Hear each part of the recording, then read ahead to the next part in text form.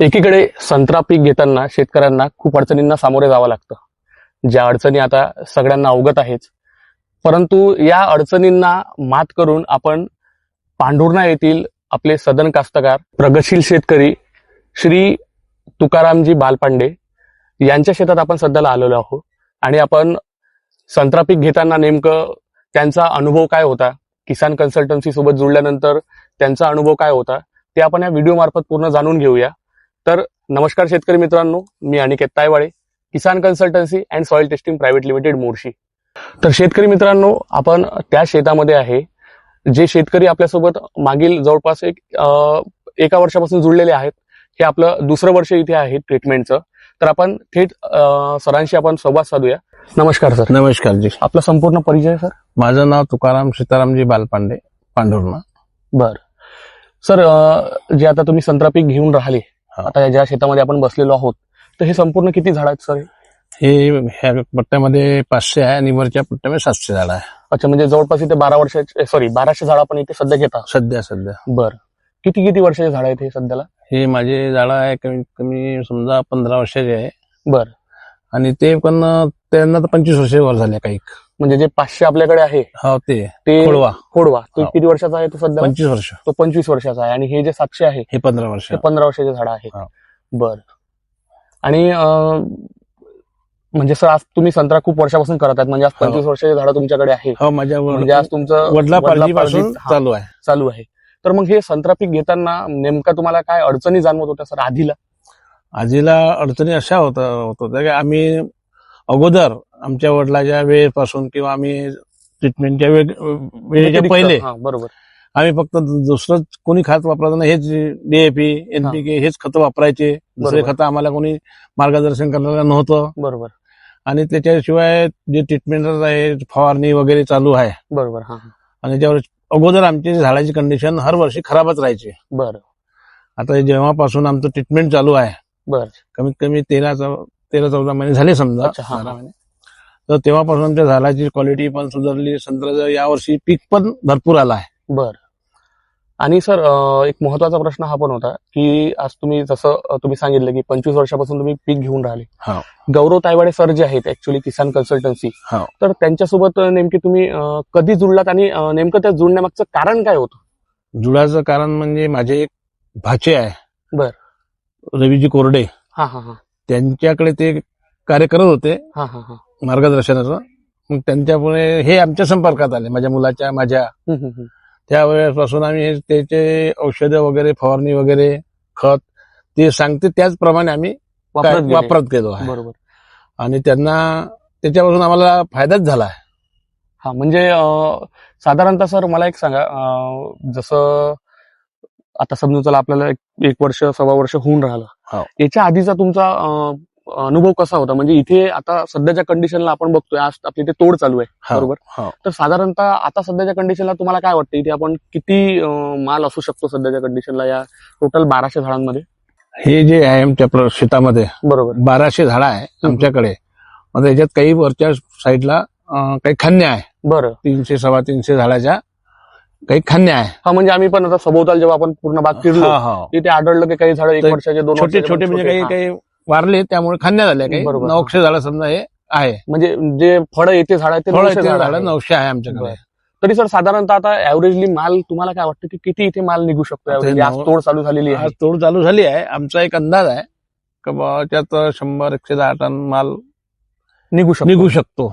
बर, म्हणजे साधारणतः 900 झाड आपल्याकडे आहे, त्याच्यामध्ये 100-110 टन माल हा आपला निघू शकतो अशी आशा आहे. तर शेतकरी मित्रांनो, आपण सरांसोबत तर चर्चा साधलेलीच आहेत, परंतु जी शेती आता थोडी ट्रान्सफर झालेली आहे, म्हणजे सर आधी शेती करत होते, आता तीच शेती त्यांचे सुपुत्र श्री ललित बालपांडेजी सर यांच्याकडे आता त्यांनी ट्रान्सफर केलेली आहे. तर त्यांचा पण आपण एकंदरीत प्रवास जाणून घेऊया की नेमकं त्यांनी संत्रा पीक घेताना काय आव्हानांना त्यांना सामोरे जावं लागलं, कुठल्या अडचणींना सामोरे जावं लागलं, आणि त्या अडचणीवरती मात करून आज 900 झाडांमध्ये जवळपास 100-110 टन माल त्यांनी ऑलरेडी घेतलेला आहे.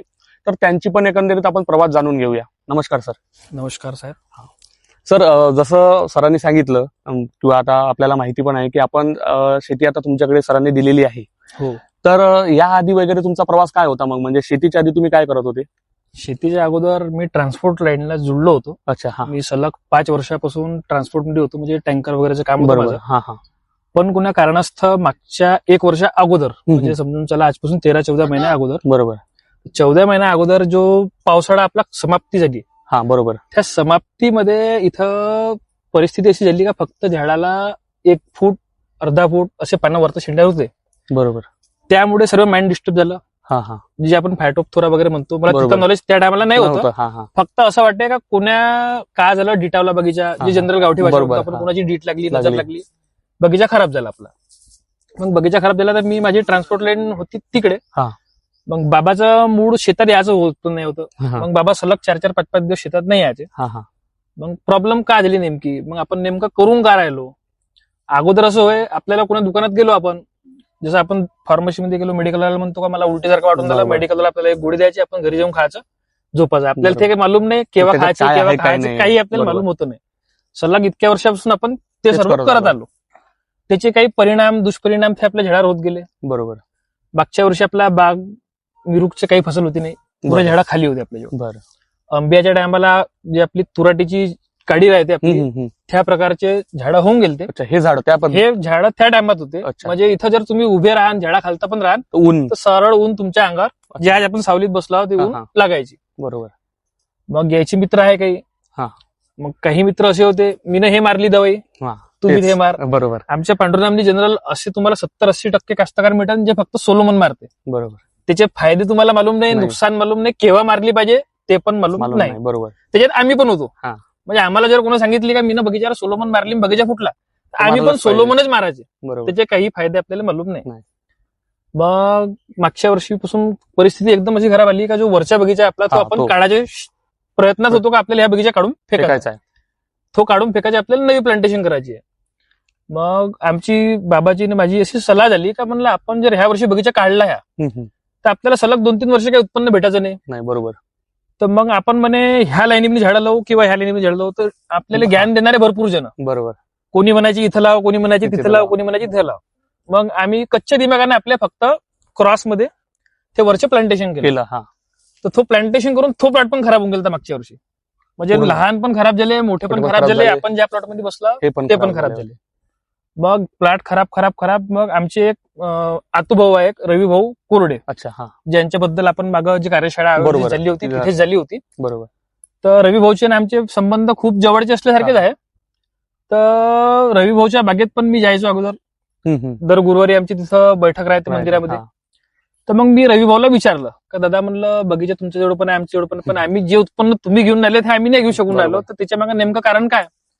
तर दादानं मला सांगितलं का श्री माननीय आपले गौरव साहेब तायवाडेजी हा हा. याच्याबद्दल माहिती दिली. हा.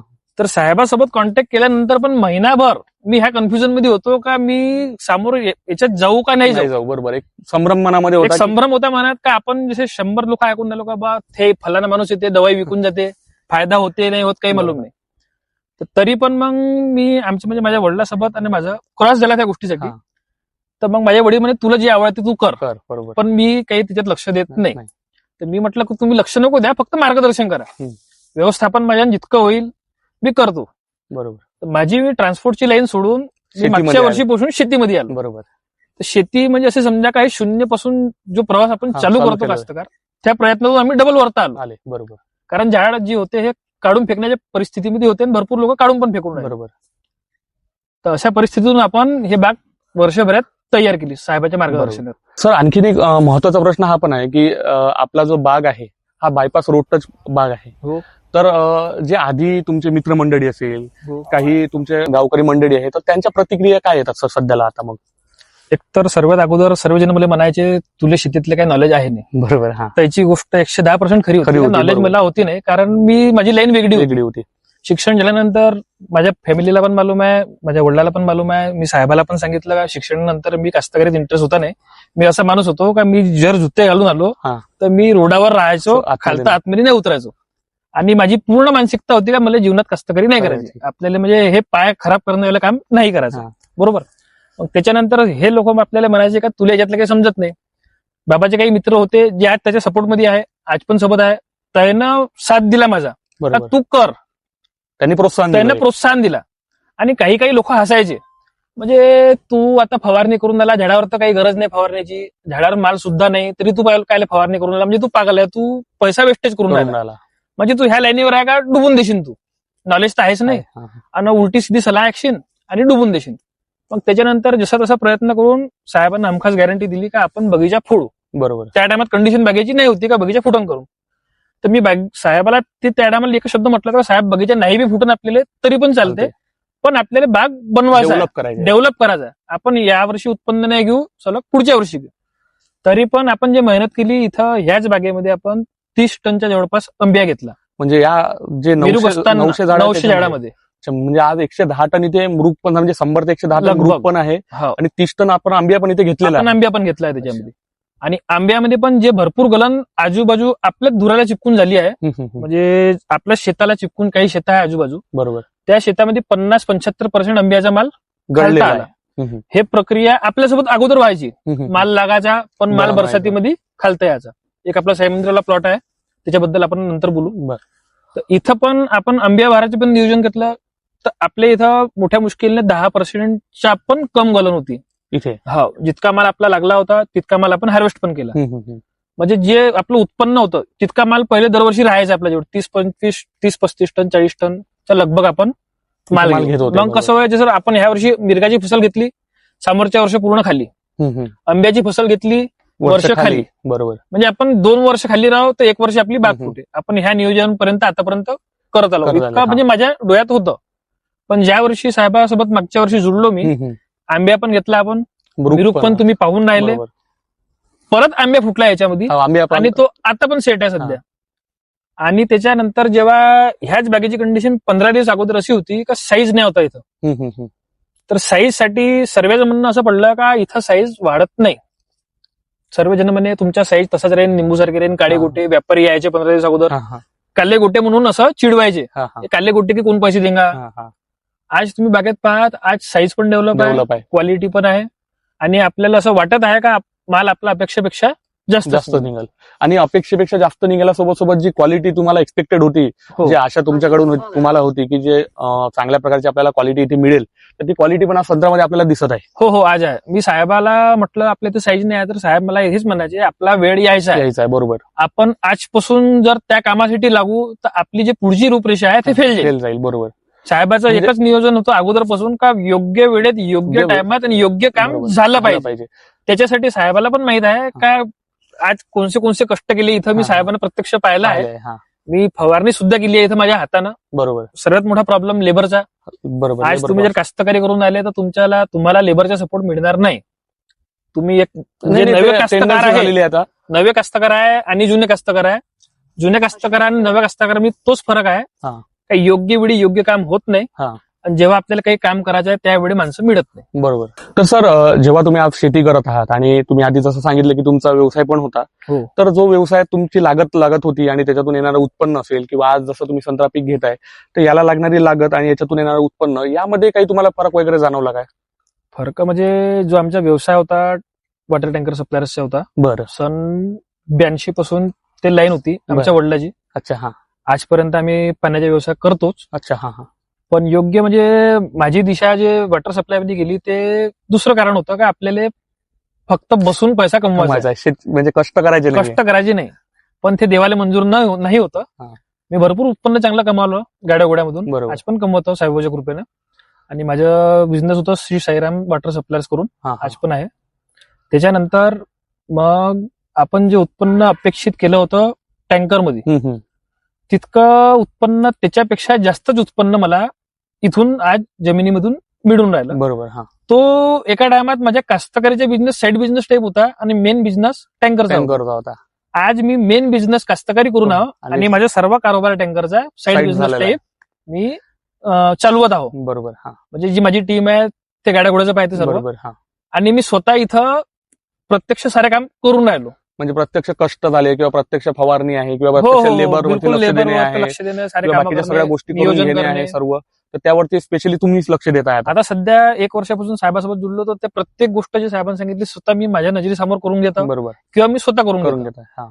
एक पाण्याच्या टँकरचं कारण म्हणजे असं का आमचा साईड बिझनेस भले होता, पण ह्या जमिनीमध्ये जिथं आज आपण आहोत इथं थोडासा पाण्याचा त्रास असा होता आमच्याकडे, पांढरुणा म्हटलं म्हणजे उन्हाळ्यात पाण्याचा त्रास होतो. जाणवतोच.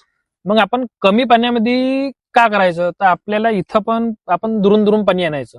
आज जर मार्च महिना म्हणला, एप्रिल महिना म्हणला आणि मे महिना म्हणला, तर मार्च मध्ये तितकी तकलीफ नाही व्हायची, पण मे जून मी स्वतः भरपूर वेळेस इथं पाणी आणलं आहे. आणून टाकलेलं आहे. आणि ह्या बाग पण असं समजा का साईबाबाच्या कृपेनं आहे जागेवर. आपल्या साईबाबाची भरपूर हिंमत आहे, गजानन महाराजची भरपूर हिंमत आहे. त्याच्यानंतर इथं कमी पाण्यात म्हणजे हे दांडे जे आपण दिले आहे इथं, बरोबर. मी साहेबाला बगीच्या तानावर सोडा म्हणजे मिरगावर जेव्हा तानावर सोडला तेव्हा सांगितलं होतं की साहेब आपल्याला सुरूपासून अखेरपर्यंत थोडंसं पाण्याचं नियोजन शेतीमध्ये म्हणजे असं समजा का आपण बाहेर तर काही करू शकतो, बरोबर.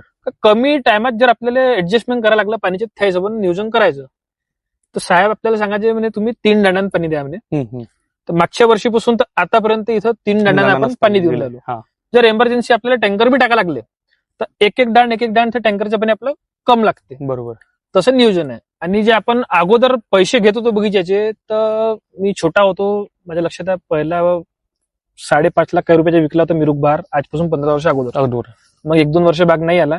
दुसऱ्या वर्षी विकला असेल बहुतेक 8.25 लाखाचा. तिसऱ्या वर्षी विकला 12-13 लाखाचा.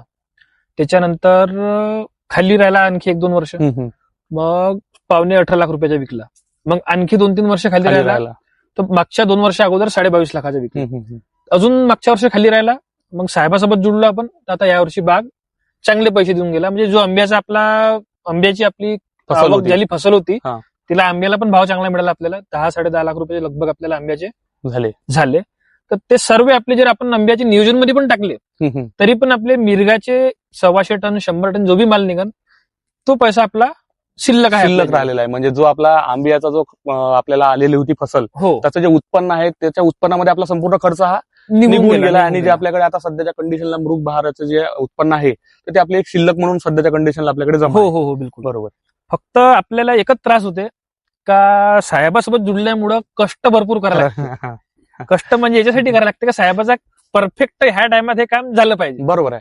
नाही सर, ते महत्वाचं पण आहे. काय आहे की संत्रा शेती आज प्रत्येक शेतकरी करतोय. तुमच्या पांढुर्णा जिल्ह्यामध्ये जसं तुम्ही सांगितलं की आज सदन कास्तकार आहे, चांगल्या प्रकारचे कास्तकार आहेत जे शेतकरी म्हणजे संत्रा पीक घेत आहे, परंतु तरी शेतकऱ्यांना अडचणींना सामोरे जावं लागतं. आणि तेच महत्वाचं आहे संत्रा पिकामध्ये की जर आपण योग्य व्यवस्थापन केलं, वेळेवर केलं आणि व्यवस्थित जर नियोजन केलं तर नक्कीच तुम्हाला त्याच्यामध्ये यश मिळतं. हे तुम्ही पण अनुभवलं. बिलकुल. आणि मी एक गोष्ट आणखी सांगणार आहोत, म्हणजे विसरून गेलो तुम्ही सांगायचं.